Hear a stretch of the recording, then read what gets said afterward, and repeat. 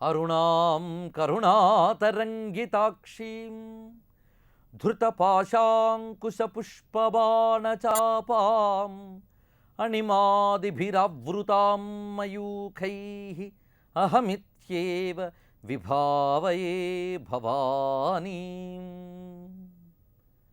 శివాయ గురవే నమః. శ్రీమాత్రే నమః. క్లీంకారీ కేవలా గుహ్య అనే నామాల్లో క్లీంకారీ నామం గురించి వివరంగా చెప్పుకున్నాం. క్లీంకారి అంటే క్లీమును కలిగించున్నది అని కూడా అర్థం ఉన్నది. క్లీమును కలిగించున్నది అంటే ఆకర్షణను కలిగించున్నది, అంటే అంతర్ముఖాకర్షణ సిద్ధిని కలిగించేది అని అర్థం. ఎందుకంటే మనస్సుని అంతర్ముఖం చేయడం చాలా కష్టసాధ్యమైనటువంటి పని. పరాంచితాని వ్యతృణ స్వయంభూ ప్రత్యగ్ధీరాహ అని వివరించారు అక్కడ. కొందరు మాత్రమే తెలుసుకోగలట దేనిని ప్రత్యక్ చిత్తంతో. ప్రత్యక్ అంటే అర్థం లోపలికి తిరిగినా అని అర్థం, ఎదురు తిరిగినా అని. ఒక మహాప్రవాహం వెళ్ళిపోతూ ఉంటే ప్రవాహంతో పాటు వెళ్ళిపోతూ ఉంటాం మనం, కానీ ప్రవాహానికి ఎదురు తిరిగి వెళ్ళడం అదే ప్రత్యక్ అంటే అర్థం. అందుకే కొందరు మాత్రమే ప్రత్యేగాత్మానమిక్షత్ అని చెప్పారు. ప్రత్యేగాత్మను ఎవరు దర్శిస్తారు అంటే కశ్చిత్ ధీరాహ ప్రత్యేగాత్మానం. కశ్చిత్ ధీరాహ ఎవరో ధీరులు మాత్రమే ప్రత్యేగాత్మానాన్ని పట్టుకుంటారు, కానీ మిగిలిన వారందరూ కూడా ఇంద్రియాలతో పాటు కొట్టుకుపోతుంటారు. ఇంద్రియాలకి లక్షణం ఏమిటి? బహిర్ముఖత్వం దాని లక్షణం. బయట కనబడే ప్రపంచం వైపే తిరుగుతుంటాయి ఇంద్రియాలు. కనుక మనోరూప చైతన్యం ఏం చేస్తుందంటే ఇంద్రియాలని అంటిపెట్టుకుని ప్రపంచం వైపే తిరుగుతూ ఉంటుంది. అలా కాకుండా ఎదురు తిరిగి లోపలికి వెళ్ళాలి అంటే కశ్చిత్ ధీరాహ ఎవరో కొద్దిమంది ధీరులే అది చేయగలరు అన్నారు. ధీరులంటే వికారకరమైన పరిస్థితులు ఉన్నప్పటికీ వికారాలకు లోను కాకుండా ఉన్నవారు ధీరులు. వాళ్ళే ద్వంద్వాతీతులు. అటువంటి ధీరులు మాత్రమే ప్రత్యేగాత్మానం అంతర్ముఖులై ఆ లోపల ఉన్న పరమాత్మను దర్శించగలరు అని. అంతర్ముఖత్వం లేని వాళ్ళకి పరమాత్మ దర్శనం కాదు కాదు కాదు. బహిర్ముఖులైన వారికి ఏనాడు కూడా పరమాత్మ లభించుడు. అంతర్ముఖులైన వారికి మాత్రమే పరమాత్మ లభిస్తాడు. అందుకే అంతర్ముఖత్వం చాలా అవసరం. కనుక అలా తిరిగేదాన్ని ఇలా తిప్పడం అంటే అత్యంత కష్టసాధ్యం. ఆ కష్టసాధ్యమైన దాన్ని సాధ్యం చేయడానికే ఉపాసన అనేటువంటిది. అంతేగాని బహిర్ముఖ దృష్టిని మరింత పెంచి బహిరమైనటువంటి సంబంధాలు మరింత పెంచి విషయ ప్రపంచంలో తిప్పి రాజస తామసాల్లో ముంచి అహంకార మమకారాల్లో తేల్చేది ఉపాసన కాదు. బహిర్జగత్తు నుంచి అంతర్జగత్తులోకి జాగృతం చేసేది ఉపాసన.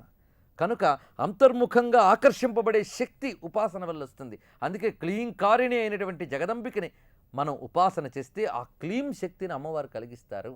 అంటే అంతర్ముఖంగా మనం ఆకర్షింపబడే శక్తిని ఆ తల్లి ఇస్తారు. అంటే మహామౌనం వైపు మనల్ని ఆకర్షింపజేస్తుంది ఆ తల్లి.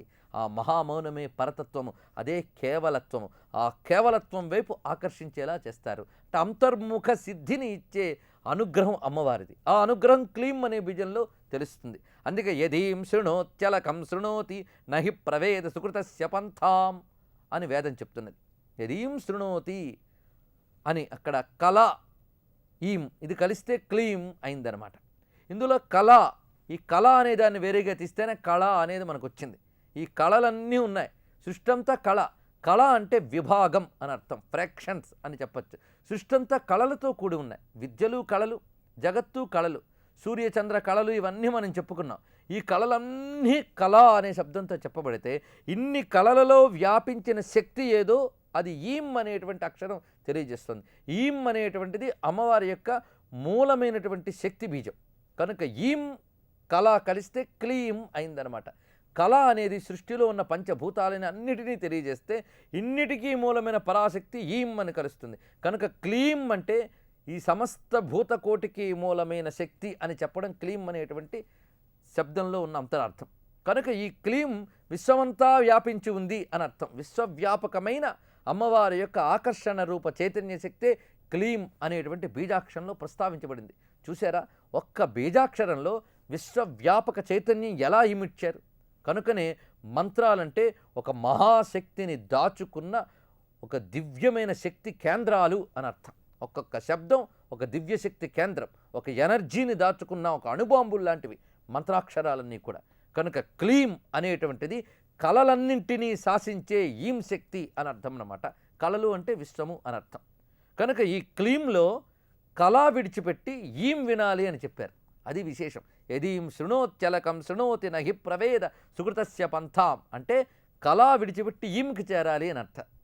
అంటే విశ్వవ్యాపకమైన అమ్మవారి చైతన్యం గొప్ప విషయమే, కానీ విశ్వవ్యాపకమైన అమ్మవారి చైతన్యం అనే విషయాన్ని విస్మరించి విశ్వాన్నే చూస్తూ ఉంటే మనం కళలో ఉన్నట్టే, అంటే కళలో ఉన్నట్టే అనమాట. కళ నుంచి క్లీంని వినాలి మనం, కనుక క్లీం మొత్తం తెలియాలి, ఒట్టి కళతో ఆగిపోకూడదు, క్లీం తెలియాలి. కనుక విశ్వము అంటే కళ, విశ్వవ్యాపక చైతన్యం క్లీం అని చెప్పబడుతోందనమాట. కనుక ఆ ఈం అని వినాలి మనం అని చెప్తున్నారు ఇక్కడ. ఆ మహానాదస్వరూపమైన ఈం, అదే తురీయము తురీయాతీతము అని చెప్పబడుతున్నది ఈం అనే శక్తిలో ఉందన్నమాట. ఆ తురీయాతీత స్థితే అక్కడ ఈం అనే చివరికి నాదాంత స్థానం. కనుక క్లీం అని కూర్చున్నప్పుడు ఆ చివరికి వినబడే నాదము నాదాంతము తురీయ స్థితిని తెలియజేస్తుంది. ఈ విధంగా క్లీం అనే మహామంత్రంలో ఇన్ని రహస్యములు దాగి ఉన్నాయి. మొత్తానికి మనకు కావలసిన పరమార్థం కేవలత్వం. కేవలత్వం కోసమే క్లీంకార ఉపాసన. ఆ కేవలమైన విషయం ఎలా ఉంటుంది? గుహ్యా అని చెప్పారు, రహస్యము అని అర్థం. అయ్యా విశ్వవ్యాపకం అమ్మవారు అన్నారు, మరి విశ్వం అంతా మాకు కనబడుతుంది కానీ అమ్మవారు కనబడట్లేదే, ఇది కదా మనం అడిగే ప్రశ్న. కానీ కాదయ్యా, విశ్వమంతా అమ్మ ఒక్కరే ఉన్నారు. విశ్వంలో విభాగాలున్నా అమ్మలో విభాగం లేదు. అమ్మ అంతా ఒకటే. ఒక గదిలో ఫ్యాన్ తిరుగుతోంది, బల్బు వెలుగుతోంది, టీవీ పనిచేస్తుంది, అన్నీ కళలే, కానీ అందులో ఈం మాత్రం విద్యుత్ శక్తి, అన్నిట్లో ఒకటే విద్యుత్ శక్తి. అలాగే విశ్వం అంతా వివిధ విధములుగా కనబడుతున్న వీటన్నిట్లో నిండిన పరమాత్మ మాత్రం ఒకటే, అదే క్లీంకారి కేవల. అయితే మరి కనబడట్లేదా అంటే కనబడదు, ఎందుకంటే గుహ్యా అని చెప్పారు, రహస్యమైనది అని అర్థం. ఏదైతే మూలమో అది ఎప్పుడూ రహస్యమే. ఇది ఒక పెద్ద సూత్రం, ఎప్పుడు గుర్తుంచుకోవాల్సిన నిత్య సత్యం. ఏది మూలమో అది రహస్యం, అది కనబడదు. ఇప్పుడు శరీరం అందరికీ కనబడుతుంది, కానీ శరీరానికి మూలమైన ప్రాణం కనబడదు. వృక్షం అందరికీ కనబడుతుంది, వేరు ఎవరికీ కనబడదు. భవనం అందరికీ కనబడుతుంది, పునాది ఎవరికీ కనబడదు. కనుక మూలం ఎప్పుడు గుహ్యంగానే ఉంటుంది. అలాగే ఈ విశ్వం అంతట్లో గుహ్యమై ఉన్నటువంటి చైతన్యమే అమ్మవారి యొక్క స్వరూపం గనక గుహ్య అని చెప్పారు. గుహ్య అంటే రహస్యము అనే కాక గుహయందు యా తిష్టతి ఇది గుహ్య అని, గుహయందు ఉండునిది గుహ్య అని. గుహ అంటే హృదయము అని అర్థం. అది కూడా మనం ఇంతకు ముందు నామాల్లో గుహ అంటే హృదయం అన్నమాట చెప్పుకున్నాం. అందుకే పరేణ నాకం నిహితం గుహాయాం అని వేదం చెప్పబడింది. పరేణ నాకం నిహితం గుహాయాం, గుహాయాం ఈ గుహయందే అతి దివ్యలోకము దాగి ఉన్నది అని. అంటే ఆత్మ అనేటువంటిది ఉన్న చోటు గుహ. కనుక గుహయందు ఉన్నది ఏది? ఈశ్వర చైతన్యం. కనుక గుహయందు ఉన్న ఈశ్వర చైతన్యమే అమ్మవారి రూపం గనక గుహ్యా అని చెప్పబడుతున్నది. సర్వభూత కోటి యొక్క హృదయ గుహయందు ఉండే చైతన్యమే అమ్మవారు అని. అందుకే యదంతం పంచకోశానాం గుహాశబ్దేన గీయతే అని కూడా శాస్త్రం చెప్తున్న విషయం. పంచకోశములు ఉన్నాయి మన శరీరంలో. అన్నమయ కోశము, ప్రాణమయ కోశము, మనోమయ కోశము, విజ్ఞానమయ కోశము, ఆనందమయ కోశములు. ఈ పంచకోశాలకి ఆవల ఉన్నటువంటి రహస్యమైన ఆత్మస్వరూపమే గుహ్య అని చెప్పబడుతున్నది. అలాగే రహస్యోపనిషది వేద్యత్వాత్ గుహాయాం హృదయాకాశే నిహిత ఇతివా గుహ్య. ఉపనిషద్ విద్యలకి రహస్య విద్యలు అనే పేరు, ఎందుకంటే ఆత్మవిద్యలు కనుక ఉపనిషద్ విద్యల యందు ప్రతిపాదింపబడేది గుహ్య అని. రహస్యమైన ఉపనిషత్తుల్లో ఏ తత్వం ప్రతిపాదింపబడుతుందో అది గుహ్య అని చెప్తున్నారు. అలాగే హృదయాకాశే నిహిత ఇతివా గుహ్య, హృదయాకాశంలో ఏదైతే ఉందో అదే గుహ్యము అని చెప్పబడుతూ. కనుక అటువంటి పరమాత్మ స్వరూపిణి అయిన అమ్మ క్లీంకారిణీ శక్తి ద్వారా క్రమంగా గ్రహింపబడుతుందని, అలా గ్రహించిన తర్వాత మనకు లభించే స్థితే కైవల్య పదము అని. ఆ కైవల్య పదము ప్రసాదించే జగజ్జనని కైవల్య పదదాయిని అని అర్థం. కైవల్యము అంటే తురీయాతీత స్థితి అని. ఆ తురీయమైనటువంటి స్థితి ఏదైతే ఉందో ఆ తురీయ స్థితిని కైవల్య పదము అంటారు. అంటే కేవల గుహ్య ఏదో అదే కైవల్య అని అర్థం అన్నమాట. కేవలస్య భావం కైవల్యం, కేవలమైనటువంటి స్థితిని కైవల్యము అంటారు. అంటే దేనికి అంటకుండా అన్నిటికీ అతీతమైన స్థితి ఏదైతే ఉందో అది కేవలత్వ స్థితి. ఆ కేవలత్వ స్థితిని మనం పొందితే కైవల్యం పొందినట్టే, వాడికి కైవల్యం లభించిందండి అంటాం. మనం శబ్దం వాడేస్తాం కానీ కైవల్యం అనే పదాన్ని భావన చేస్తే చాలు, ఎంత గొప్పదో ఆ స్థితి. అసలు కైవల్యము అంటే ఏ బంధనము లేనటువంటి స్థితి, అదే తద్విష్ణు పరమం పదం అని. ఈ మనోవృత్తులు ఇంద్రియాల్లో తిరుగుతూ మనస్సులో తిరుగుతూ ఉంటాయి. మనోవృత్తులు క్రమంగా ఈ మనస్సు బుద్ధిలో లయం చెందిపోయి ఆ బుద్ధి పరమాత్మలో లయం చెందిపోయినప్పుడు మనోలయం అయిపోతుంది. మనోలయం అంటే మనస్సే ఉండదు, ఇంకా మనస్సు లయమైపోవాలి. ఆ లయమైపోయే స్థితే కైవల్యము అని. మనస్సు లయమైపోతే మరి మనస్సు ఒకటి పరమాత్మ ఒకటి రెండు ఉండవు. మనస్సు పరమాత్మలో లయమైపోయింది కనుక మిగిలింది ఒక్కటే, అదే కేవలంగా మిగిలిపోయాడు అని అర్థం. కేవలం అంటే ఒక్కటే, ఆ కేవలత్వంలో మిగిలిపోవడమే కైవల్య పదము. అది ఎవరిస్తారు? ఆ కేవల ఆయన తల్లే ఇవ్వాలి. కేవల అయినటువంటి ఆ తల్లే కైవల్య పదాన్ని ఇవ్వాలి, అమ్మే ఇవ్వాలి తప్ప మనం అందుకోలేం. అందుకే మమదేహి కరావలంబం అని అంటాం.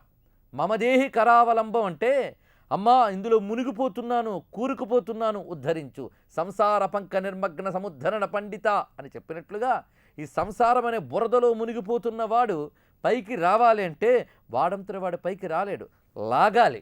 లాగాలి అని ఇక్కడ మనం పదాన్ని జాగ్రత్తగా గమనించాలి. లాగడం అంటే కర్షణ చేయడం అని అర్థం. కర్షణం అంటే లాగడం. ఇది మామూలుగా లాగితే రాదు, ఆకర్షణం.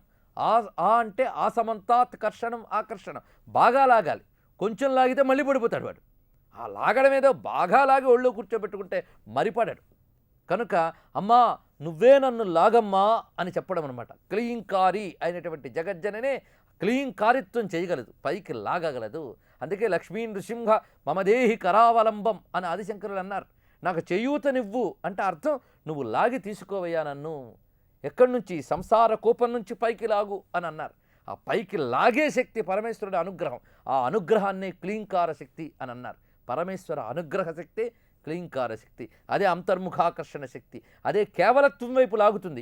ఇక్కడి నుంచి లాగి ఇంకేటో పడేయడం కాదు, తన వైపు తాను లాగాలి. ఆ తానే కేవలము, తానే గుహ్యము, ఆ తన వైపు లాగుతుందమ్మ.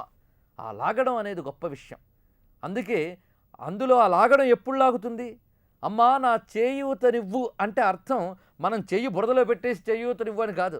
మనం చెయ్యి పైకి ఎత్తి నేను పైకి రాలేనమ్మా, ఈ ఎత్తిన చేతిని నువ్వు లాగమ్మా అని అంట. అంటే అర్థం మనం చేతిని పైకెత్తడం అంటే మన ప్రయత్నం అని అర్థం అన్నమాట. శరణు వేడడం మన ప్రయత్నం, చిత్తశుద్ధితో ఉండాలి. శరణు వేడి చెయ్యి పైకెత్తితే ఆ చేతిని అమ్మ అందుకుంటుంది. అంతేగాని అసలు చెయ్యే పైకెత్తకుండా బురదలో కొట్టుకుపోతూ ఉంటే ఎవరు లాగుతారు పైకి? కనుక చెయ్యి పైకెత్తితే చేయూతనివ్వడం అనేది ఉంటుంది. కనుక జగదంబిక, ఈ సంసారమునకు అతీతంగా ప్రకాశిస్తున్న జగదంబిక ఇందులో ఉన్నటువంటి వాణ్ణి పైకి లాగుతుంది. ఆ లాగే శక్తే క్లీంకారి. లాగి ఏమిస్తున్నది? కైవల్య పదదాయని, ఉత్తమ గతిని ఇస్తున్నది అని. ఉత్తమ గతులు అనేకం ఉన్నాయి. ఇప్పుడు కిందనున్న వాడికి ఆ పైమెట్టే ఉత్తమ గతి, అక్కడున్న వాడికి ఆ పైమెట్టు ఇంకా ఉత్తమ గతి. కనుక అంత కిందనున్న వాడికి తన పైనున్న ఒక స్థానం ఉత్తమంగానే కనబడుతుంది, అక్కడికి చేరిన వాడికి మళ్ళీ దానిపైన ఒకటి కనబడుతుంది. కానీ చిట్ట చివరికి ఎక్కడికి చేరితే మరి పైనంటూ లేదో అది కేవల అయినటువంటి స్థితి, అదే కైవల్య పదము. అది లభించాలన్నమాట. అంటే అన్ని లోకములు, అన్ని గతులు, అన్నిటికీ ఆవల ఉండేటువంటిదే కైవల్య పదము.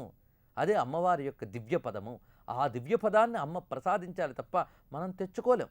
మనం కేవలం చెయ్యెత్తి ఊతనివ్వమ్మా అని అడగడమే. అమ్మ అనుగ్రహమే మనల్ని ఉద్ధరింపజేయగలదు. అందుకు కైవల్య పద దాయిని, కైవల్య పదముని ఇచ్చే తల్లి అని అర్థం అన్నమాట. జీవికి వాడు చేసే కర్మకు తగిన ఫలితం అమ్మ ఇస్తూనే ఉంటుంది. వాడు కర్మలో ఎంత శుద్ధత ఉంటుందో, ఎంత ఉన్నతత్వం ఉంటుందో దానికి తగ్గ ఉన్నతత్వం ఇస్తూనే ఉంటుంది. భూలోకంలో కొట్టుకుపోయేవాడికి ఉత్తమ కర్మల వల్ల స్వర్గాది లోకాలు వస్తాయి, ఇంకా ఉత్తమ కర్మలు చేస్తే మరో లోకాలు వస్తాయి. ఇలా లోకాలన్నీ దాటిన అలోక స్థితి ఏదో అది కైవల్య పదం. అది కూడా ఉత్తమ సాధకుడికి అమ్మ ప్రసాదిస్తుంది. కనుక కైవల్య పదదాయిని అయినటువంటి జగదంబికకు నమస్కారము. కైవల్య పదదాయిని అనే నామం గురించి చెప్పుకుంటున్నాం. క్లీంకారి నుంచి కైవల్య పదదాయిని నామం వరకు పరిశీలిస్తే క్లీంకార ఉపాసన కైవల్య పదాన్ని ప్రసాదిస్తుంది.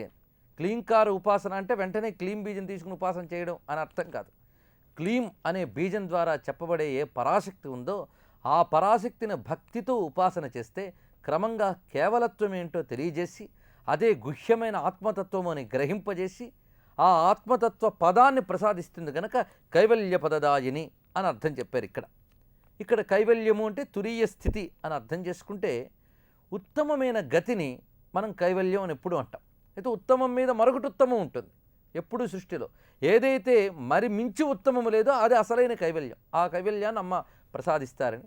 కైవల్యం అంటే మోక్షము అని కూడా అర్థం. అసలు మోక్షం అంటేనే కైవల్యం. ఈ మోక్షం గురించి చెప్పేటప్పుడు అనేక రకములైన భావనలు ఉన్నాయి. వివిధ సంప్రదాయాల్లో మోక్షానికి నిర్వచనాలే వేరువేరుగా ఉన్నాయి. మొత్తానికి అన్ని సంప్రదాయాలు కలబోస్తే మోక్షానికి 4 విధములైన మోక్షాలు చెప్పారు. అదే సాలోక్య, సామీప్య, సారూప్య, సాయుజ్య అనేటువంటి 4 విధములైన మోక్షములు ప్రస్తావించబడ్డాయి. సాలోక్యము అంటే ఏ దేవతని ఉపాసన చేస్తున్నామో ఆ దేవతా సంబంధమైన లోకంలో నివసించడం అని అర్థం. అందుకే ఎవడి లోకం వాడిది అని ఒక మాట ఉంది. వాడి లోకం వాడిది అని, అందరి మధ్య ఉన్న వాడి ప్రపంచంలో వాడు తిరుగుతూ ఉంటాడు. అందుకే ఎన్ని లోకాలు ఉన్నాయంటే ఎవడి లోకం వాడిది అనే మాట చాలా మార్లు మనం చెప్పుకున్నాం. ఎవడి లోకం వాడిది అన్నట్లుగా నిరంతరం ఏ దేవతనైతే భావన చేస్తున్నామో అది క్రమంగా మన సంస్కారాల్లో నిలిచిపోయి ఆ దేవతా భావనే మన జీవ చైతన్యంలో నిండిపోతుంది. అలా నిండిపోయినప్పుడు ఆ జీవుడు ఈ దేహం విడిచిపెట్టిన తర్వాత ఆ దేవతా భావనతో నిండిపోయినటువంటి కారణంగా అతను ఆ దేవతా లోకాన్ని చేరుకుంటాడు. అంతేకాక ఆ దేవతని నిరంతరం సన్నిధి భావన చేస్తే, అంటే అమ్మవారిని నిరంతరం ఆ తల్లి చరణాల దగ్గర ఉన్నట్లుగా ఇలాంటి భావన చేస్తే వాడు క్రమంగా సామీప్య మోక్షాన్ని పొందుతాడు. అంటే అమ్మ సమీపంలో ఉండడం అనే మోక్షం. నిరంతర దేవతా విగ్రహ స్వరూప భావన చేస్తే సారూప్యముక్తి పొందుతాడు. అంటే అమ్మవారి వంటి రూపం ధరించి, అంటే ఏ దేవతని ఆరాధిస్తున్నాడో అటువంటి దేవతా రూపం పొంది ఆ దేవతా లోకంలో తిరగడం అనమాట. అంటే ఆ లోకంలో ఆ సన్నిధిలో ఆ రూపంతో తిరగడం. అందుకే విష్ణులోకానికి వెళితే పారిషదులు మొదలైన వారందరూ కూడా విష్ణువు వంటి రూపంతోనే ఉంటారు. అలాగే కైలాసంలో శివుని వంటి రూపంతో ఉంటారు. ఇది సారూప్యముక్తి అని చెప్తారు. అదే రూపంతో ఉండడం, కానీ అదే వాళ్ళు కాలేదు, అది బాగా గుర్తుంచుకోవాలి. ఆ రూపంతో ఉండడం. ఇక్కడ ఈ 3 కూడా ద్వైత భావనతో చేసేటువంటి ఉపాసనల్లో ఉండేవి. ఈ 4వ మోక్షం ఉందే అది ద్వైత భావనతో ఉన్నంతకాలం అర్థం కాదు. అది చాలా అతీతమైన స్థితి. ఆ అతీతమైన స్థితి వచ్చిన తర్వాత ఇంకా బోధించాలి అని కూడా అనిపించదు. ఎందుకంటే పరమసత్యం తెలిసాక ఎవడికి బోధిస్తాడు? కనుక ఆ పరమసత్యమే అద్వైతం. ఆ అద్వైత స్థితిలో లభించే మోక్షం ఏదైతే ఉందో అది సాయుజ్యం అనిపించుకుంటుంది. ఇది సాయుధ్యం మోక్షం ఎలా వస్తుంది అంటే ఆ దేవతని భావన చేసి భావన చేస్తున్న వాడు ఇంకా మిగలడు, వాడు తన్మయుడే కరిగిపోవాలి అందులో. అలా కరిగిపోతే వచ్చే మోక్షమే తాదాత్మ్యం వల్ల వచ్చే మోక్షం, అది సాయుజ్య మోక్షము అని. ఈ 4 కూడా మోక్షములు అని చెప్పబడతాయి. ఇందులో పరమమైనటువంటిది సాయుజ్యంగా ప్రస్తావించబడుతుంది. ఇది అద్వైత భావనలో ముక్తి, ఇది కైవల్య పదము అని అద్వైత నిర్వచనం. ఇలాగా అనేక రకములైన ముక్తులు చెప్పబడ్డాయి. అయితే ఈ 4 ముక్తులు కూడా నిష్కామ భావనతో చేసినప్పుడే వస్తాయి, సకామంతో కాదు. సాలోక్యం కానీ, సారూప్యం కానీ, సామీప్యం కానీ, సాయుధ్యం కానీ. అయితే సకామ భావనతో కర్మభావనతో ఉండేటప్పుడు అనేక రకములైన విషయాలు చెప్పబడ్డాయి. ఏ కోరిక లేకుండా వేద విహిత కర్మల్ని ఆచరించేవాడు చంద్రలోకాన్ని పొందుతాడని, అలాగే దేవత ఉపాసకులు సూర్యలోకాన్ని పొందుతారని, తనకు ఆరాధ్య దేవతకు భేదం లేదు అనేటువంటి జ్ఞానంతో ఎవరైతే తాదాత్మ్య స్థితితో, భేదం లేదు అంటే వాడు అనుకుంటే సరిపోదు, తాదాత్మ్య స్థితిలోకి వెళ్ళిన వాడికే భేదం లేదని తెలుస్తుంది. దానికే ఒకసారి రామకృష్ణ పరమహంస ఇతివృత్తాంతం మనం చెప్పుకున్నాం. ఒక ఉప్పు బొమ్మ సముద్రం దగ్గరికి వెళ్ళడం, ముందు తాను వేరు సముద్రం వేరు అనుకుంటుంది. అటు తర్వాత ఆ సముద్రంలో ఉన్న ఉప్పుతోనే నేను తయారయ్యాను అని అనుకుంటుంది. ఆ సముద్రంలోకి ప్రవేశించాక ఇంక ఉప్పు బొమ్మే లేదు, కరిగిపోయింది అందులో. ఆ కరిగిపోవడమే తాదాత్మ్యం. అలాగ పరమాత్మని చింతన చేసి చింతన నేను చేస్తున్నాను అనే విషయం కూడా విస్మరించి కరిగిపోవాలి. అలా కరిగిపోవడమే తాదాత్మ్య ఉపాసన అని. ఆ ఉపాసనతో వచ్చేది బ్రహ్మత్వ సిద్ధి అని ఇన్ని రకములైనటువంటి కైవల్య పద అర్థం చెప్పారు. అంతేకాకుండా శరీరత్రయ నాశనమే కైవల్యము నాకు అర్థం చెప్పారు. శరీరత్రయం నశించాలట. శరీరత్రయం, అవస్థాత్రయం, ఈ 3 నశించిన తర్వాత మిగిలినదే కైవల్యం. శరీరత్రయం అంటే స్థూల శరీరం, సూక్ష్మ శరీరం, కారణ శరీరం అని మనం 3 ఉన్నాయి. ఈ 3ంటికి ఆవల ఉన్నది కేవల గుహ్య అయినటువంటి స్థితి. అది లభించాలి అంటే ఈ 3 పోవాలి. ఈ 3 ఎలా పోతాయి అంటే చచ్చిపోతే స్థూలదేహం పోతుంది అనుకోవడం కాదు. స్థూలదేహం ఎప్పుడు పోతుందంటే ప్రారబ్ధ ఫలం పూర్తయిన తర్వాత స్థూలదేహం పోతుంది. అంటే ప్రారబ్ధమైన కర్మ నశించితే స్థూలదేహం నశిస్తుంది, అది విశేషం. అదే చంపేస్తే పోయే స్థూలదేహం కాదు. ప్రారబ్ధ కర్మ పోకపోతే ఈ స్థూలదేహం మళ్ళీ మరొక స్థూలదేహం వస్తుంది. కనుక స్థూలదేహం పూర్తిగా నశించాలి అంటే ప్రారబ్ధ కర్మ అనుభవం జరిగిపోవాలి. అలాగే సూక్ష్మదేహం నశించాలి అంటే సత్య పదార్థం ఏదో తెలుసుకోవాలి.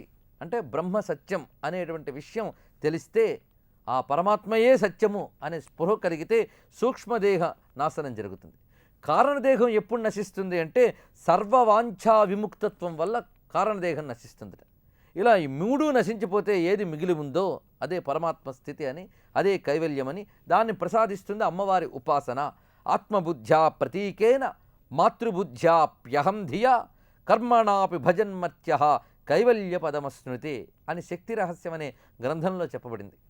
ఆత్మభావనతో మనశ్శుద్ధిని పొంది ప్రతీకాదులందు పూజించినప్పటికీ ఆ పరమాత్మ అయినటువంటి జగన్మాతని ఆ మాతృకా భావనతో ఆరాధన చేసేవాళ్ళు కైవల్యాన్ని పొందుతారని శక్తి రహస్యం చెప్తోంది. ఈ విధంగా జ్ఞానముతో కూడిన ఉపాసన కైవల్య పదాన్ని ప్రసాదిస్తుందని, అది ఆత్మార్పణము, అహంకార త్యాగము, ఈ రెండింటితో కూడిన భక్తి, జ్ఞానము, ఈ రెండూ కైవల్య పదాన్ని ఇస్తాయి. ఆ కైవల్య పదాన్ని ఇచ్చే తల్లి క్లీంకారి. క్లీంకారి అంటే విశ్వవ్యాపిని అయినటువంటి శక్తి.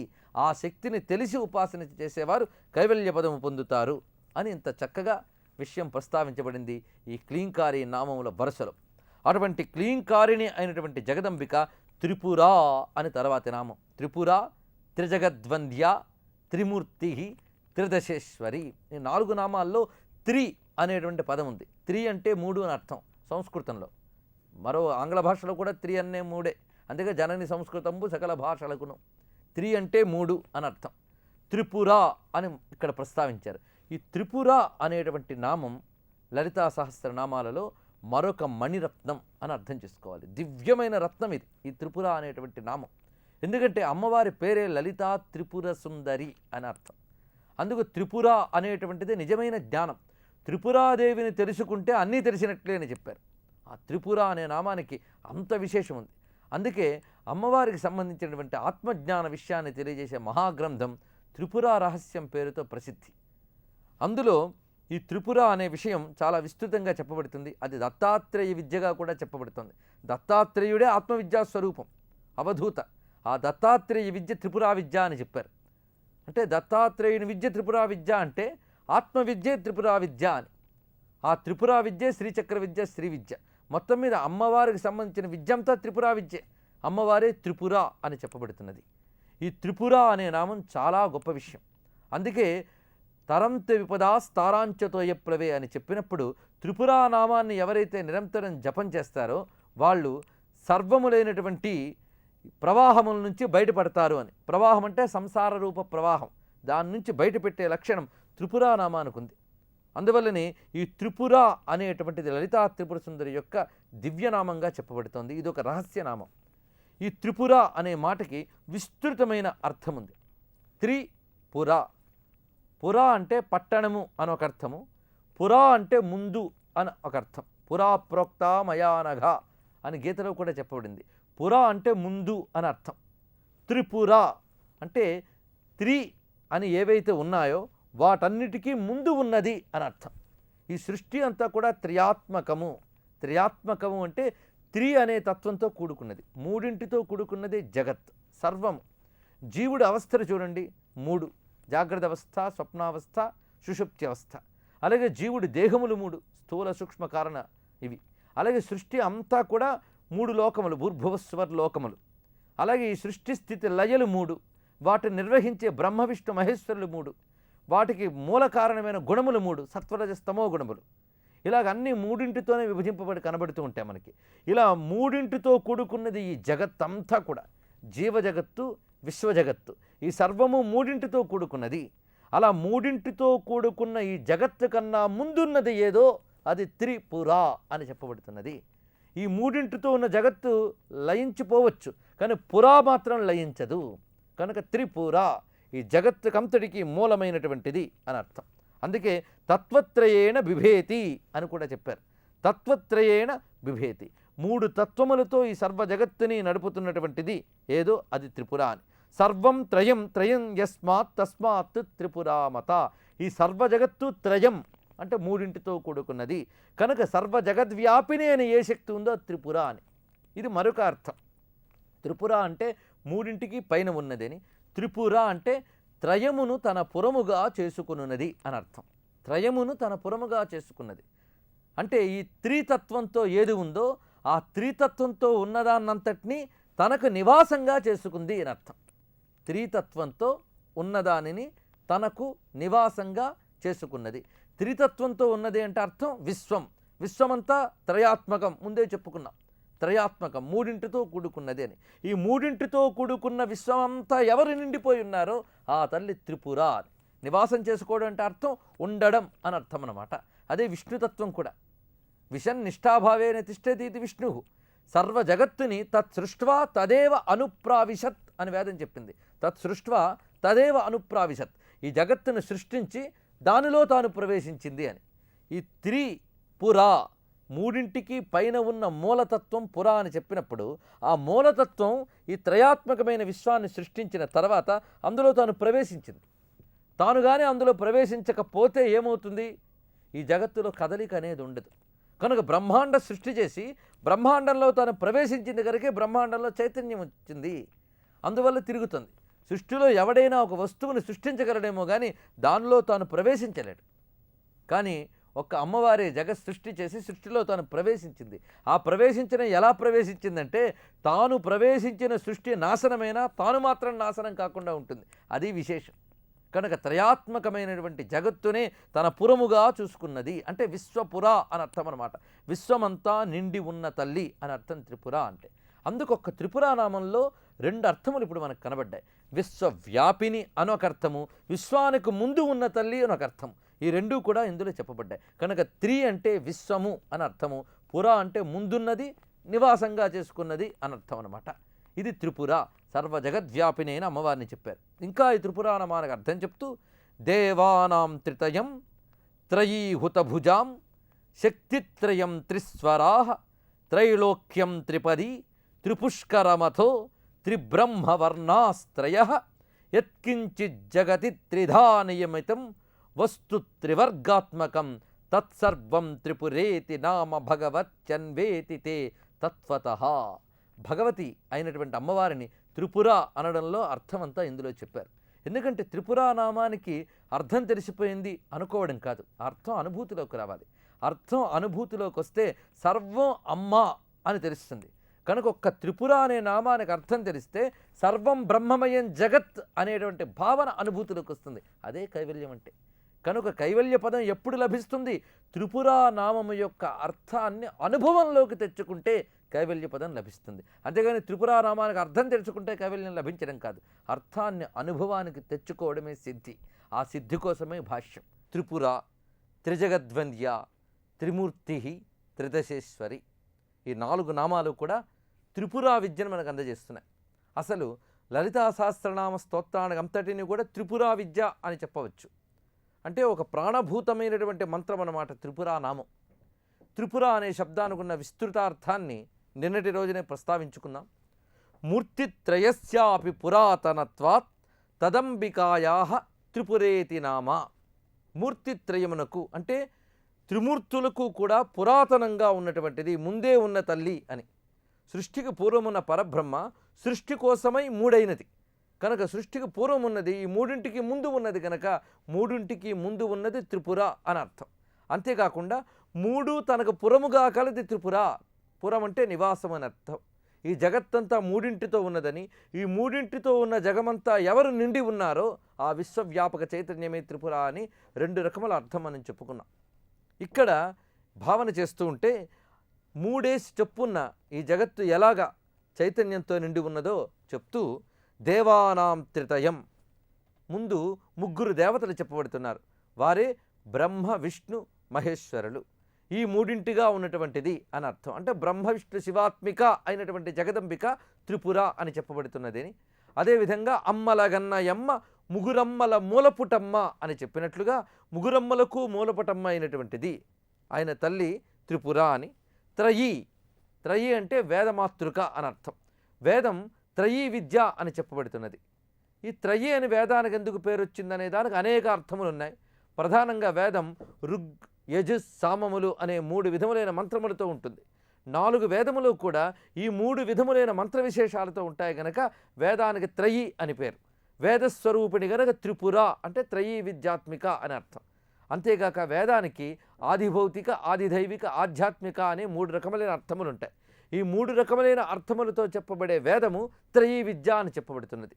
కనుక 3 రకములైన అర్థములతో ఉన్న వేదమే త్రిపుర అయినటువంటి అమ్మవారి యొక్క స్వరూపము. అలాగే హుతభుజాం, 3 విధములైన అగ్నిస్వరూపములు కూడా అమ్మవారివి. ఈ 3 విధములైన అగ్నులు ఆహవనీయాగ్ని, గార్హపత్యాగ్ని, దక్షిణాగ్ని అని. ఈ 3 విధములైన అగ్నుల రూపంలో ఉంటుంది గనక అమ్మవారిని త్రిపుర అన్నారు. అలాగే త్రైలోక్యం. త్రైలోక్యం అంటే 3 విధములైన లోకములు అని అర్థం.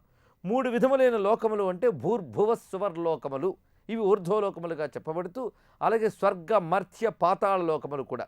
ఈ ముల్లోకముల్లో నిండిన శక్తి త్రిపుర అని చెప్పబడుతున్నది. ఇవే త్రిపది, 3 పదములు అని. ఈ త్రిపదములే మనం ఊర్ధ్వపదము, అధోపదము, అతీతమైనటువంటి పదము, ఇవి చెప్పబడినప్పుడు త్రిపదములు. అలాగే త్రిపథములు, 3 విధములైన మార్గములు, 3 విధములైన గుణములు అంటే సత్వరజస్ తమో గుణములు. అలాగే త్రివిధములైన శరీరములు, స్థూల సూక్ష్మ కారణ శరీరములు, ఇలా 3 విధములైన వాటి యందు వ్యాపించున్నది అని. అలాగే తత్వమసి అనేది కూడా త్రిపది అనేది చెప్పబడుతుంది. తత్ త్వం అసి అని 3 పదముల ద్వారా జీవబ్రహ్మైక్యం చెప్పబడుతుంది. అందుకు త్రిపుర అంటే తత్ త్వం అసి, అహం బ్రహ్మ అస్మి అనేటువంటి 3 పదముల ద్వారా ప్రతిపాదింపబడే పరతత్వం ఏదైతే ఉందో ఆ పరతత్వమే త్రిపుర అని చెప్పబడుతున్నది. త్రిపుష్కరమథో త్రిబ్రహ్మవర్ణాస్త్రయ, గంగా యమున సరస్వతులు, వీటిని త్రిపుష్కరములు అంటారు. మహానదులు ఈ 3 కూడా. అలాంటి పుణ్యనదీ స్వరూపిణి గనక త్రిపుర అని చెప్పబడుతున్నది. ఇంకా త్రివర్ణములు, 3 రకములైనటువంటి వర్ణములతో కూడిన ప్రణవము అమ్మవారి యొక్క స్వరూపము కనుక త్రిపుర అంటే ప్రణవస్వరూపిణి అని కూడా. అకార ఉకార మకారములైనటువంటి 3 వర్ణములతో కూడినది గనక ఓంకారము త్రిపురాస్వరూపము అని చెప్పబడుతుంది. ఇలా మనం గమనించుతూ వెళితే ఈ త్రయాత్మకమైన ఈ జగత్తంతా నిండి ఉన్న అమ్మవారి యొక్క వైభవం కనబడుతుంది. 3 స్వరూపాలతో ఒక్కొక్క దాని యందు వ్యాపించి ఉన్నది అమ్మ. జీవచైతన్యం కూడా సరిగ్గా 3 అవస్థలుగా వ్యాపించి ఉంటుంది. జాగ్రత్త అవస్థ, స్వప్నావస్థ, సుషుప్తి అవస్థ అని. తురియము కూడా త్రిపురే, ఎందుకంటే వీటికి పూర్వం ఉన్నటువంటి స్థితి కనుక త్రిపుర అని చెప్పబడుతూ, ఈ విధంగా త్రిపుర నామం అమ్మవారి యొక్క సర్వచైతన్యాన్ని ప్రకటించే నామంగా వ్యవహరించబడుతుంది. అలాగే శ్రీచక్రానికి త్రిపుర భూమిక అని పేరు. ఆ శ్రీచక్రంలో ఏ తల్లి వ్యాపించి ఉందో ఆ తల్లి త్రిపుర అని. శ్రీచక్రం 3 మండలములుగా విభజింపబడి ఉంటుంది. ఏణాంకానల భానుమండల సత్ శ్రీచక్ర సంచారిణి అని అమ్మవారిని ఆరాధన చేస్తారు.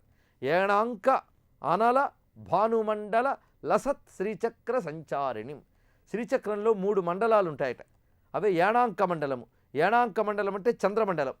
ఇది సరిగ్గా బిందు స్థానం దగ్గర ఉండేటువంటి చంద్రమండలం. అటు తర్వాత ఉండే మండలం అనల అగ్నిమండలం, సూర్యమండలం, ఇలా క్రమంగా ఏణాంక అనల భానుమండలములు, సూర్య చంద్ర అగ్ని మండలములతో ఉన్నటువంటి శ్రీచక్రమే ఆ త్రిపుర భూమికి చెప్పబడుతున్నది. అందులో వ్యాపించిన జగదంబిక త్రిపుర సుందరి అని చెప్పబడుతున్నది. కనుక త్రిపుర అంటే శ్రీచక్ర స్వరూపిణి, శ్రీచక్ర మధ్యంలో ఉండేటువంటి తల్లి అని. అంతేకాక త్రికోణ మధ్యంలో ఉన్న బిందువునందు అధివసించిన తల్లి త్రిపుర అని. త్రికోణము అంటే శ్రీచక్రంలో త్రికోణ మధ్యంలో బిందువు ఉంటుంది. అంటే ఈ బిందువు చుట్టూ త్రికోణం ఉందన్నమాట. ఈ త్రికోణ మధ్యంలో ఉన్న బిందువే త్రిపుర అని చెప్పబడుతున్నది. బిందు స్వరూపిణి అని ప్రస్తావన. అంతేకాకుండా మన శరీరంలో నాడిత్రయం త్రిపుర సుషుమ్నా పింగళాయిడ మనోబుద్ధిస్తదా చిత్తం పురత్రయముదాహృతం తత్ర తత్ర వసత్యేష తస్మాత్తు త్రిపురామత అని త్రిపుర నామానికి శాస్త్రం మరొక అర్థం చెప్తోంది. నాడీత్రయం త్రిపుర, 3 నాడులు మన శరీరంలో ప్రధాన నాడులుగా చెప్పబడుతున్నాయి. వాటి ద్వారానే ముఖ్య ప్రాణశక్తి ఉపాసన జరుగుతుంది. ఈ ముఖ్య ప్రాణశక్తి ఉపాసన ఈ 3 నాడుల ద్వారా జరుగుతున్నది కనుక ఈ 3 నాడుల్ని నివాసంగా చేసుకుని ఏ తల్లి ఉన్నదో ఆ తల్లి త్రిపుర అని. ఆ 3 నాడులే పింగళ, ఇడ, సుషుమ్న అని చెప్పబడుతున్నది. ఈ 3 నాడుల్లో సంచరించేటువంటి ఆ ప్రాణస్వరూపిణి జగదంబిక త్రిపుర అని వ్యవహరింపబడుతున్నదని. అలాగే మనలో ప్రధానంగా అంతరంగం 3 పురములుగా విభజింపబడి ఉంది. ఆ అంతరంగమే మనస్సు, బుద్ధి, చిత్తము అని. మనోబుద్ధిస్తదా చిత్తం పురత్రయముదాహృతం. మనస్సు, బుద్ధి, చిత్తము ఈ 3 పురత్రయంగా చెప్పబడుతున్నాయని. ఈ 3 పురములలో ఏ తల్లి నివసించి ఉన్నదో ఆ తల్లి త్రిపుర అని చెప్పబడుతున్నదని. అలాగే త్రిపుర అంటే కుండలిని శక్తి అని కూడా అర్థం. కుండలిని శక్తికి త్రిపుర అనే నామం రావడానికి కారణం, కుండలిని ప్రయాణించేటప్పుడు 6 చక్రాల మీదుగా ప్రయాణిస్తుంది. 6 చక్రాల్లో 2 చక్రములు ఒక మండలంగా విభజన చేస్తే 6 చక్రములు కూడా 3 మండలములుగా విభజింపబడతాయి. అందులో ప్రథమ మండలం మూలాధారం స్వాధిష్టానం, అది వన్య మండలంగా చెప్తూ, అటు తర్వాత 2 చక్రములు కూడా సూర్యమండలము, అటు తర్వాత 2 చక్రములు చంద్రమండలముగా వ్యవహరింపబడుతుంటాయి. ఈ విధంగా ఈ 3 మండలములందు సూర్య చంద్ర అగ్ని మండలములందు వ్యాపించి ఉన్నటువంటి తల్లి గనక త్రిపుర అని చెప్పబడుతున్నది. ఇలాగ త్రిపురానామం బహు విస్తృతమై అమ్మవారి యొక్క పూర్ణతత్వాన్ని తెలియజేసే నామంగా చెప్పబడుతున్నది. అటువంటి త్రిపుర త్రిజగద్వంద్య అని తర్వాతి నామం. ముజ్జగాల చేత ఆరాధింపబడేది అని అర్థం.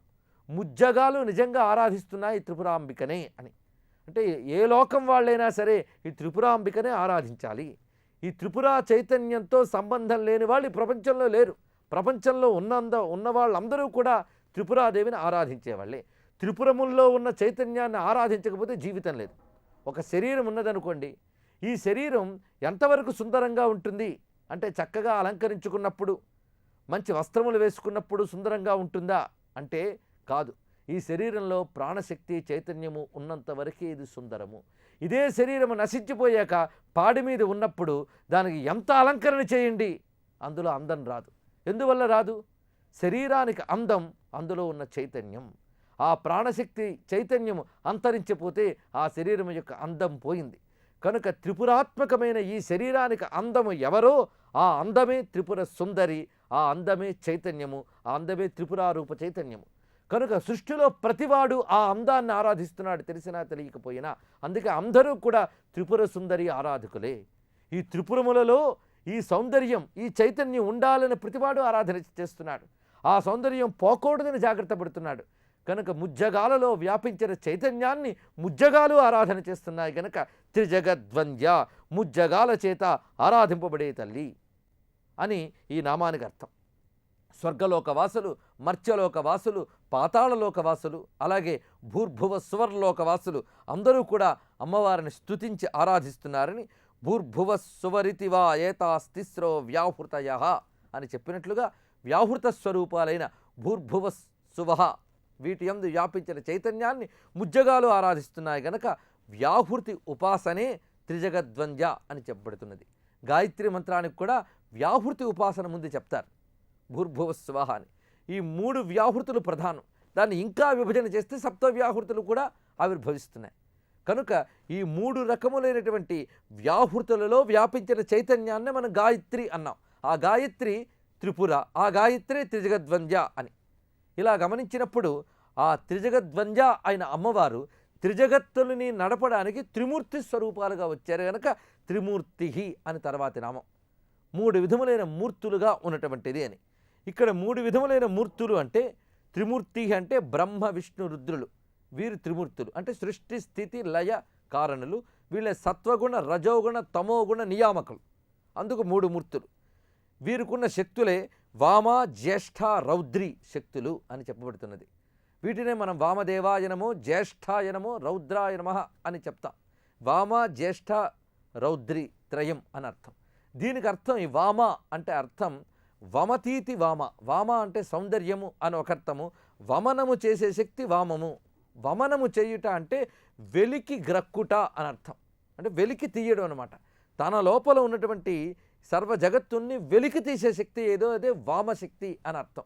ఒక పరి జగముల వెలినిడి ఒక పరి లోపలికి గొనుచు ఉభయము తానై అని గజేంద్రుడు పరతత్వాన్ని ప్రార్థన చేస్తాడు. ఒక పరి జగముల వెలినిడి, ఆ జగత్తులను బయటపెట్టే శక్తి ఏదైతే ఉందో అంటే సృష్టికారక శక్తి, దానినే వామశక్తి అంటారు. ఇక జ్యేష్ఠాశక్తి అంటే జ్యేష్ఠ అంటే పెద్దరికం అంటే పాలన అని అర్థం అనమాట. జ్యేష్ఠాశక్తి అంటే పాలనాశక్తి అని అర్థం. ఇక రౌద్రీ శక్తి అంటే లయాత్మకమైన శక్తి. కనుక వామ జ్యేష్ఠ రౌద్రి ఈ 3 రకములైన శక్తులు.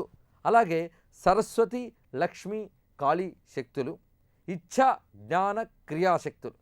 ఈ 3ంటిగా వచ్చినటువంటిదే మూర్తిత్రయం అని. ఏ త్రిపుర ఉన్నదో ఆ త్రిపురే త్రిమూర్తి స్వరూపిణి అని చెప్పబడుతూ ఉన్నది.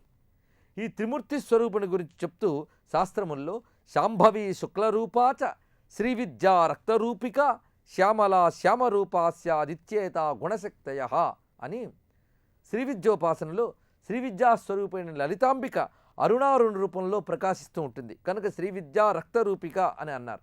ఆమెకు ఉభయత్రా ఉండే 2 శక్తులు శాంభవి శుక్లరూపాచ. శాంభవి విద్య శుక్లరూపంతో ఉన్నది, అలాగే శ్యామలా విద్య శ్యామరూపంతో అంటే నల్లని రూపంతో ఉన్నటువంటిది అని శాంభవి శ్యామల శ్రీవిద్య ఈ 3 స్వరూపములు కలిపి త్రిమూర్తి స్వరూపిణి అని ప్రస్తావించబడింది. పురాణాలలో అమ్మవారు 3 రకములైన వర్ణములతో 3 రూపాలతో ప్రకాశిస్తున్నారని కూడా వర్ణించారు. ఆ 3 రూపములు కూడా ఈ త్రిమూర్తి స్వరూపంగా చెప్పబడుతున్నది. అటువంటి త్రిపుర, త్రిమూర్తి, త్రిజగద్వంద్య అయినటువంటి అమ్మకి నమస్కారము. త్రిపుర, త్రిజగద్వంద్య, త్రిమూర్తి, త్రిదశేశ్వరి. ఇక్కడ త్రిమూర్తి నామం గురించి చెప్పుకుంటున్నాం.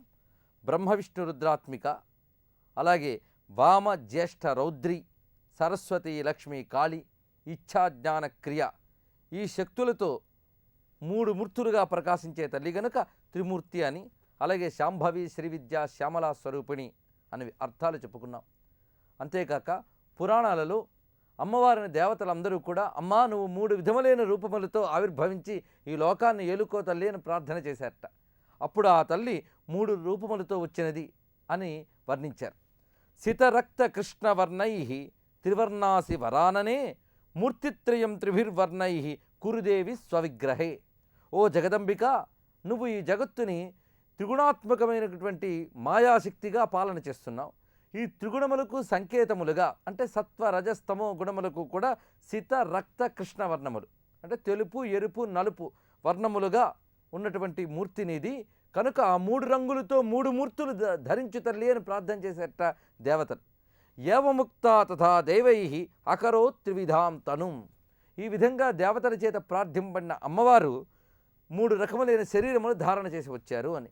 ఆ శరీరములు 3 వర్ణములతో ప్రకాశిస్తున్నాయి. అవే సీతాం రక్తాం తథాం కృష్ణాం త్రిమూర్తిత్వం జగామహ. ఇక్కడున్న త్రిమూర్తి అనే నామం.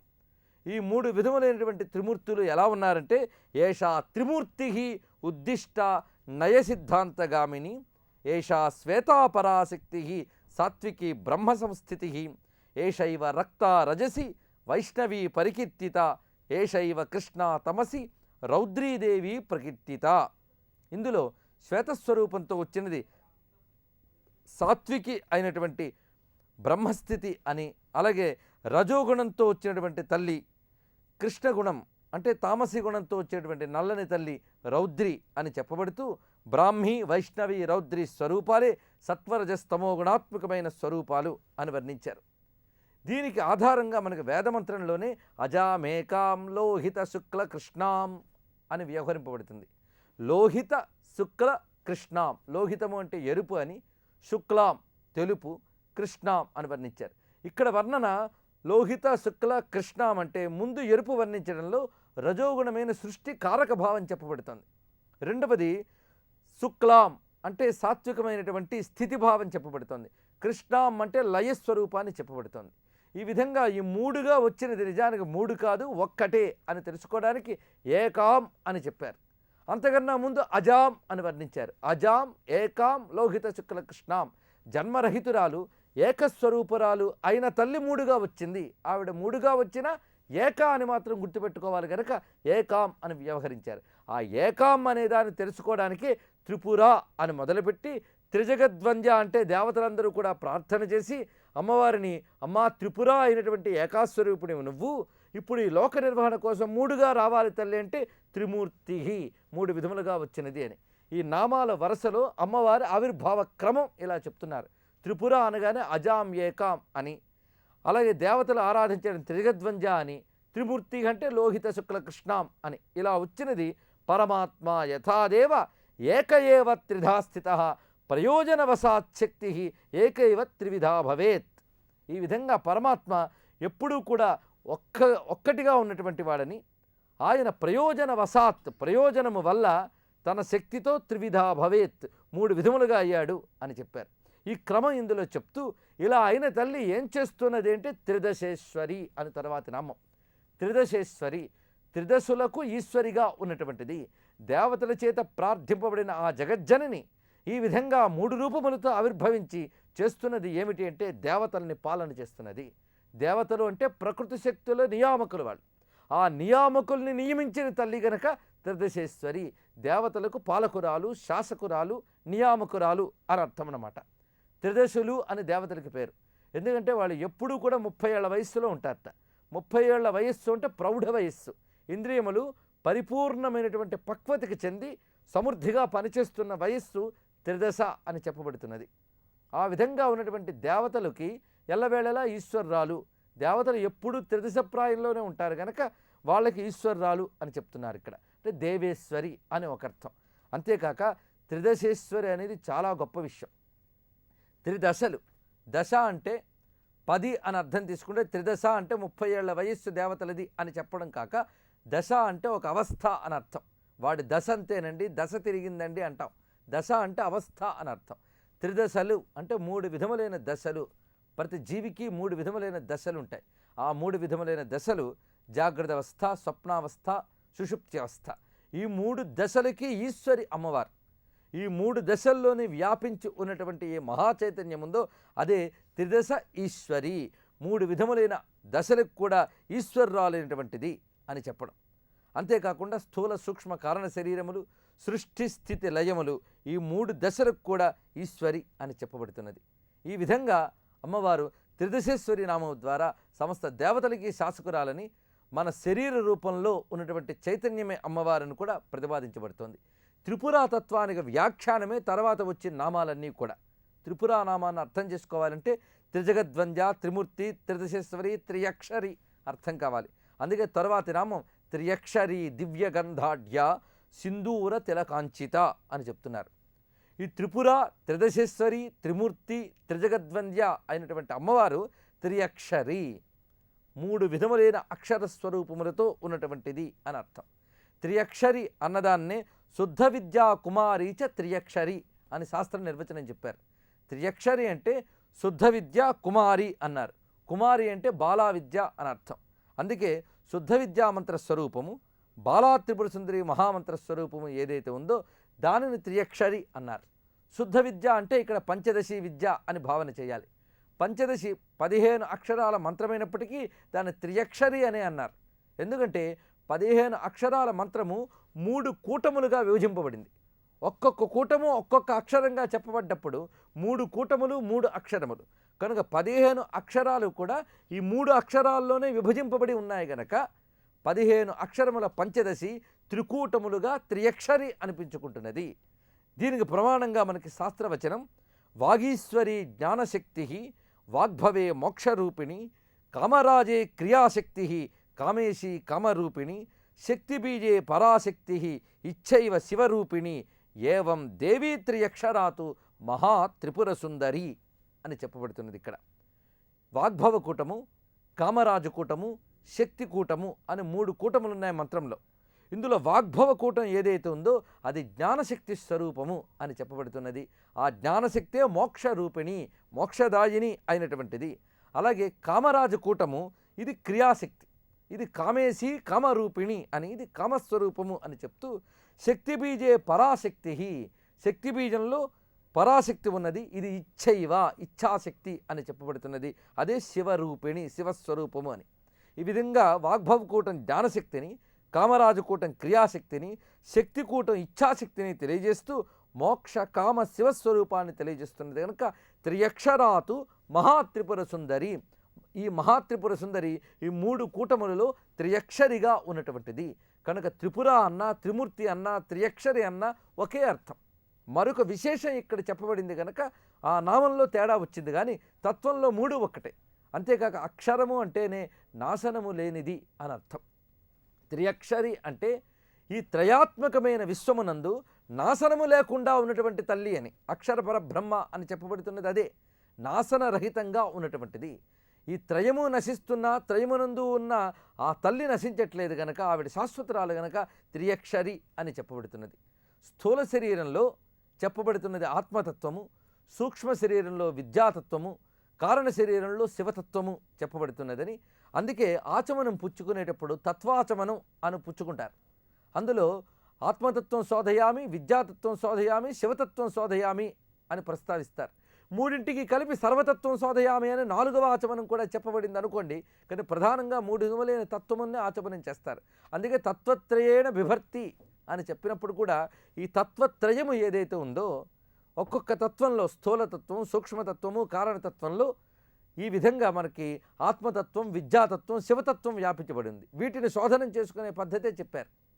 ఇక్కడ ఈ విధంగా తత్వత్రయేణ, ఈ తత్వము అక్షరము గనక త్రియక్షరి, మూడు విధములుగా వ్యాపించిన నాశనరహితురాలు అనే అర్థము. అదేవిధంగా పంచదశీ వర్ణ స్వరూపురాలని, అలాగే బాలామంత్రం కూడా ప్రధానంగా 3 బీజాక్షములతో కూడి ఉంటుంది కనుక ఆ 3 బీజాక్షములు త్రియక్షరి అని చెప్పబడుతున్నాయి. ఇది కాక ఓంకారం కూడా త్రియక్షరీ స్వరూపమే. ఓంకారం అకార ఉకార మకారములు అక్షరములు, వీటికి బిందు నాదము కలిస్తే ఓం అయింది కనుక ఓంకారంలో ప్రధానంగా వినబడే అక్షరాలు అకార ఉకార మకారములు గనక ఈ మూడింటిని కలిపి త్రియక్షరి అని చెప్పారు. కనుక తదే త్రియక్షరం హృదయమితి, తదే త్రియక్షరం సత్యమితి చ అని బృహదారణ్య ఉపనిషత్తు కూడా ఓంకారతత్వాన్ని చెప్పింది. ఆ అక్షరమే హృదయము, ఆ త్రియక్షరమే హృదయము, ఆ త్రియక్షరమే సత్యము. అందుకే ఓమిత్యేకాక్షరం బ్రహ్మ అని అన్నారు. ఓమితి ఏకాక్షరం, ఓముని ఏకాక్షరం అన్నప్పటికీ అదే త్రియక్షరం కూడా. ఎందుకంటే ఓంలో 3 అక్షరములు కలిసి ఉన్నాయి కనుక ఓమునే త్రియక్షరం అన్నారు. అదే హృదయము, అదే సత్యము అని ప్రతిపాదించారు. కనుక ఓంకార స్వరూపిణి అని కూడా అర్థం. హ్రీశ్చతే లక్ష్మీశ్చ పత్నియౌ అని సూచించినట్లుగా ఆ శ్రీమాత తత్వం వేద విహితమై శ్రీమాత, శ్రీ మహారాజ్ని, శ్రీమత్ సింహాసనేశ్వరి అనేటువంటి ఆ త్రిపురా తత్వమే త్రియక్షరీ తత్వంగా చెప్పబడుతున్నది. కనుక మొత్తం శ్రీ విద్యకి కానీ లలితా సహస్రనామానికి కానీ ఈ త్రిపురా తత్వమే ప్రధానం. ఆ త్రిపురా తత్వాన్ని అర్థం చేసుకోవడానికే ఈ నామముల వరసంతా కూడా ఉన్నది. త్రిపుర, త్రిజగద్వంద్య, త్రిమూర్తి, త్రిదశేశ్వరి, త్రియక్షరి. ఈ 5 నామాల్ని భావన చేస్తూ ఉంటే క్రమంగా ఈ జగత్తంతా అమ్మవారు ఎలా వ్యాపించి ఉన్నది, విశ్వచక్రంలో, శ్రీచక్రంలో, శరీర చక్రంలో, అవస్థల్లో, దశలలో, మూర్తిత్రయంలో, ఓంకారంలో, ఋగ్యజు సామ మంత్రముల్లో, 3 విధములైన అగ్నులలో ఇలా జగత్తంతా కూడా అమ్మవారే ఉన్నారు అనే స్ఫురణ కలిగి అదే త్రిపుర ఉపాసన అయి సర్వం శక్తిమయం జగత్ అనే భావన అనుభూతిలోకి వస్తుంది. అందుకే ఈ త్రిపురోపాసన అంత దివ్యమైనటువంటిది. ఇలాగ మనం గమనించినప్పుడు అక్షరాన్ని కూడా అనేక విభజనలు చేశారు. వాటి వివరణ చెప్తే ఇంకా అనేక విస్తృతి అవుతుంది కనుక అంత విస్తృతి అయితే అసలు విషయం మరుగుపడుతుంది కనుక తెలుసుకోవలసింది ఏమిటంటే అక్షరాలని యుగాక్షర, మాసాక్షర, నిత్యాక్షరములుగా విభజించారు. ఈ విధములైన 3 విధములైన అక్షర స్వరూపాలుగా ఉంది కనుక త్రియక్షరి అని కూడా అమ్మవారిని అన్నారు. ఇలాగా మంత్రస్వరూపిణి అయినటువంటి జగదంబిక త్రియక్షరీ స్వరూపంతో ప్రకాశిస్తున్నదని ఆ తల్లి దివ్యగంధాఢ్య అనే తర్వాతి నామం. మనం అంతకుముందు చెప్పుకున్నట్లుగా అమ్మవారి యొక్క తత్వాన్ని చెప్తూ ఆ సగుణమైన స్వరూపాన్ని ధ్యానంలోకి నిలపడానికి వశిన్యాది వాగ్దేవతలు వెంటనే అమ్మవారి యొక్క దివ్యమంగళ విగ్రహాన్ని మన మనస్సుకు స్ఫురింపజేస్తారు.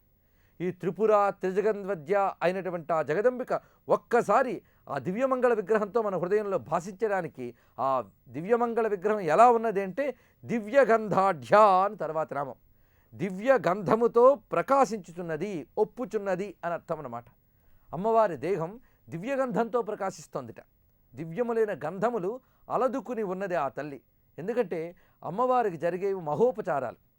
సామాన్యంగా లోకంలో ఒక మహారాజుకి, ఒక ఉత్తమమైన పదవిలో ఉన్నవాడికి అనేక ఉపచారాలు చేస్తారు, పరిచారికలు చేసి ఆరాధిస్తారు. అలాంటిది ముజ్జగాలికి మహారాణి అయిన జగదంబికకి సర్వ దేవతా స్త్రీలు కూడా దాసీల ఉపచారాలను చేస్తున్నారు. అలా ఉపచరించినప్పుడు దివ్యగంధాలు అలంకరించారు అమ్మవారికి. ఆ దివ్యగంధాలతో అమ్మవారు మెరిసిపోతున్నారు, పరిమళిస్తున్నారు. అలా దివ్యగంధాలతో ప్రకాశిస్తున్న అమ్మవారు దివ్యగంధాఢ్య అని. ఇంకా ఈ నామానికి విస్తృతమైన అర్థం ఉంది. అదేమిటో రేపు చెప్పుకుందాం. ఈ రోజుకి ఇంతటితో స్వస్తి. సర్వం శ్రీమాతృ చరణారవిందార్పణమస్తు.